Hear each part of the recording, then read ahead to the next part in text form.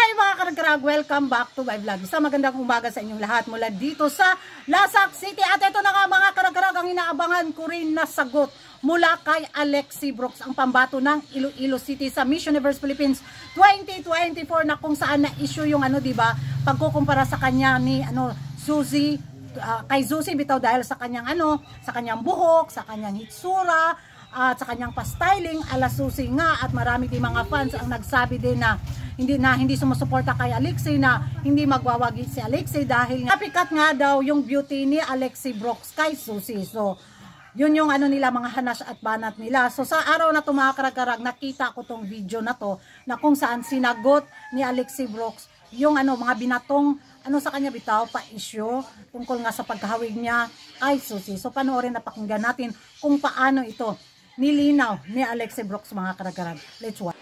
Well, yeah, I've been seeing a lot of posts online that I've been compared to like the previous winner of Miss Universe, Miss Zubini Tunzi. And as much as, of course, I appreciate that, because people, they saw potential in you and they think that I could make it to the internationals. But at the same time, I am Alexi. I am a different person. We came from a different background. And I just want people, thank you. I just want people to know that I'm really different. Of course, I'm from Iloilo. I'm proud of where I came from. I'm proud of my roots.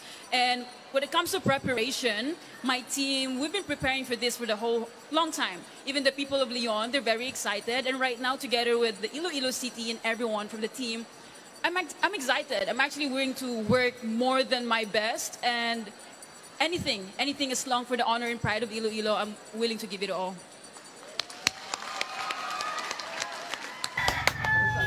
Gusto ko yung sagot niya, diba? Pak, tumbak, period yun kaayo, diba? So, yan lang mga karagkarag, ano yung magiging reaction niyo sa naging sagot ni Alexi Brooks. Mag-ingay tayo sa comment section, at kung hindi ka pa nakapag-subscribe sa YouTube channel ko, don't forget to like and subscribe. Kuragan Karag, ang babae laging nagkarag-karag. Ako